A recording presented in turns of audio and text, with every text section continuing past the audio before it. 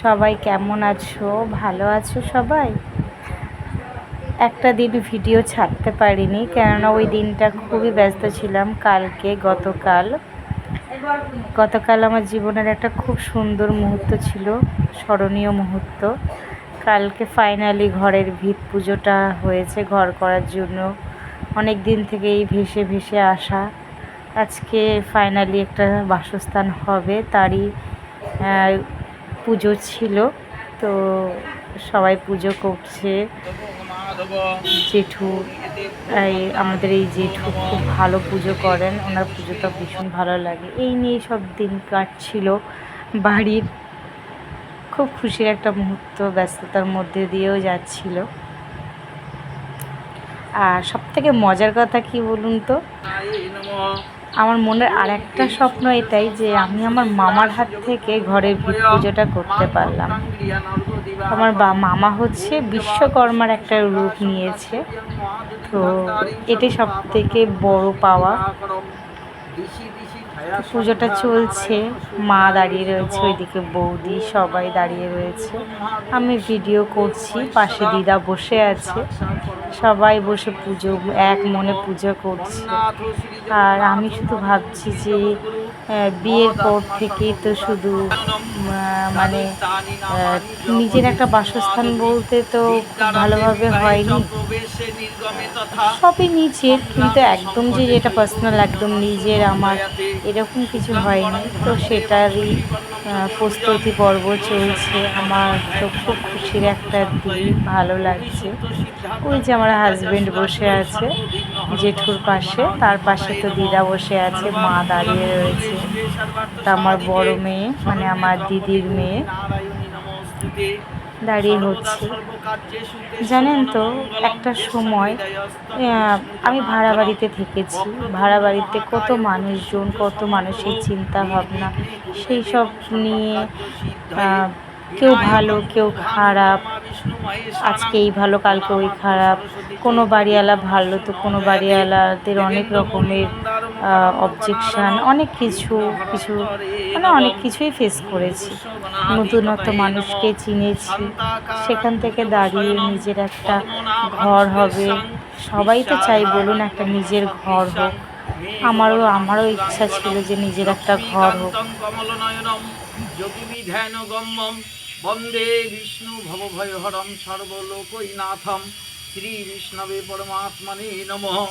এতে গন্ধে পুষ্পে মহাগণাধিপতায় নমঃ। এতে গন্ধে বাণী হিরণ্য গর্ভে ভং নমঃ। এতে গন্ধে পুষ্পে শচী পুরন্দরাভ্যাং নমঃ।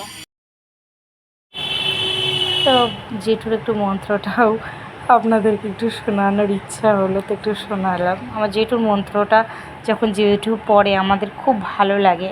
ও হ্যাঁ, আর আমার এই জেঠু, আমাদের যেই দুর্গা পুজো হয় বছরে গ্রামের, তো উনি সেই দুর্গা পুজোর মেন পুরোহিত। তো ওনার কাছ থেকেই আমরা ছোটোবেলার থেকেই দেখে আসছি, দুর্গা পুজোটা ওনার হাত দিয়েই হচ্ছে। পুজোটা ওনার হাত দিয়েই হয় আমাদের এখানে। ও জানেন তো, দুর্গা পুজোয় না খুব আনন্দ করতাম আমরা, খুব একটা পুজো ব্যাপার। নতুন জামা কিনে রেখেছি, কবে সে নতুন জামাটা পরবো, সেই সময় একটা আনন্দের একটা ব্যাপার, ভীষণ ভালো লাগার একটা মুহূর্ত ছিল। ঢাকের আওয়াজ, শিউলি ফুলের গন্ধ, ভোরবেলা উঠে আমরা শিউলি ফুল কোড়াতে চলে যেতাম। সেই সব দিনগুলো যেন এখন আর খুঁজে পাই না। সেই ছোটোবেলাটা মনে হয় আমাদের মেয়েরাও আর উপভোগ করতে পারবে না।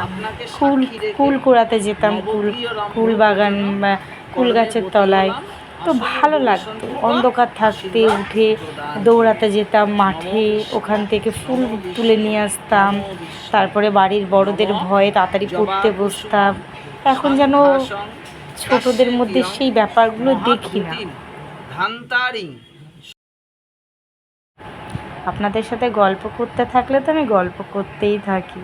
আমার আরেকটাই ইচ্ছা, আমার মেয়ে আমার লক্ষ্মীর হাত থেকে আমার প্রথম ইটটা বসলো আমার লক্ষ্মীর হাতে আর আমার বাবার হাতে। আমার বাবা আমাদের জন্য প্রচুর করেছে, কখনো বাবার জন্য তেমন করে কিছু করতে পারিনি। যদি বাবার জন্য কিছু করতে পারি, নিজেকে মনে অকর্মা মনে হবে না, যে ঠিক আছে বাবার জন্য কিছু করতে পেরেছি।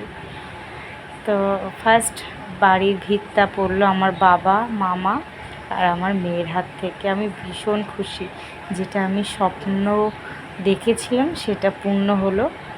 এই মানুষটা আমাদের জন্য প্রচুর করেছে, প্রচুর। তো এই মানুষটাকে যদি কিছু দিতে পারি ভবিষ্যতে, অনেক পাওয়া না পাওয়া মানুষটার পূর্ণ হবে। সেই ছোটোবেলার থেকেই সবার মুখে শুনে এসেছি, খেটে গেছে কিন্তু কিছু পায়নি, এখনও অবধি একটা বিস্কিট খেলে আমাদের কথা ভাবে। তো যদি বাবার একটা ভাবনা একটু ভার মুক্ত করতে পারি, এই চিন্তা ভাবনা করেই শুধু চলি। কিন্তু ওই যে আমাদের এখানে তো আর চাকরির ব্যবস্থা খুব ভালো নয়।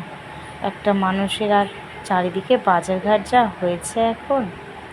যাই হোক, অনেক গল্প করলাম আপনাদের সাথে, আমার একটা স্বপ্ন পূর্ণ হলো। আবেগে পড়ে গিয়ে অনেক কথা বলে ফেললাম। তো এই যে আমার ছোটো মামা যে আমার বাবার হাতে ইট দিচ্ছে, আমার বাবার কাছে আমার সোনা রয়েছে। আর আমার বড় সোনা তো আমাদের দুটোই মেয়ে, আমার দিদির একটা মেয়ে, আমার একটা মেয়ে। তো আমার দিদির আমাদের বড় সোনা আমার বাবাকে ছুঁয়ে আছে, আর ছোটোটার হাত দিয়ে প্রথম কি সিমেন্ট বালির যে মশলাটা বলে আর কি, ওটা পড়লো। ভীষণ খুশি আমরা সবাই মিলে। তো কি গল্প করতে করতে তো আর কি বলবো বুঝতে পারছি না, খুব আবেগপ্রবণ হয়ে গেছি আমি। কেননা অনেক ভেসে ভেসে ভেসে ভেসে বেরিয়ে আজকে এই জায়গাটায় এসে দাঁড়িয়েছি। তাও নিজের জায়গা কিনতে কই পারলাম, যেহেতু মেয়েটা ছোট, তো এই কারণে বাবার এখানেই ঘরটা করতে হলো। মেয়েটা আসলে বাবা মা ছোটোবেলার থেকে, মানে আমি কনসিভ করার পর থেকেই আমি বাবা মার কাছে। আমি বললাম আমার মেয়েটা না বাবা মাকে ছাড়া থাকছে না। জায়গা কেনার প্ল্যানিং ছিল ঠিকই, কিন্তু আর জায়গাটা কিনতে পারলাম না।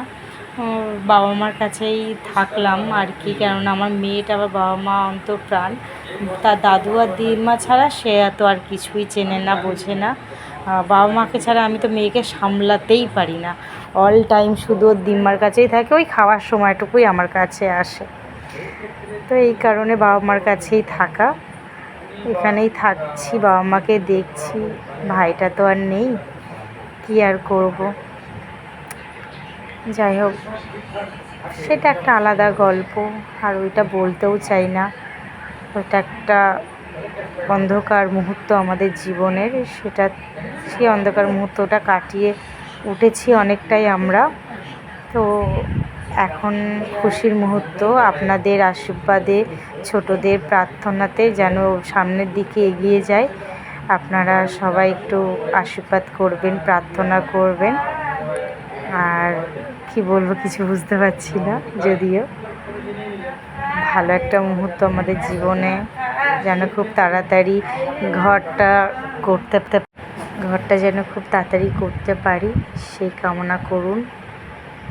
এই বলছি বলতে বলতে, আর একটা জিনিস কি, চারিদিকে এত বর্ষার সময় তো, মানে এমন একটা পরিস্থিতি, সত্যি ভগবান সহায় আছে। পূজাটা কমপ্লিট হওয়ার সাথে সাথেই বর্ষা শুরু হলো।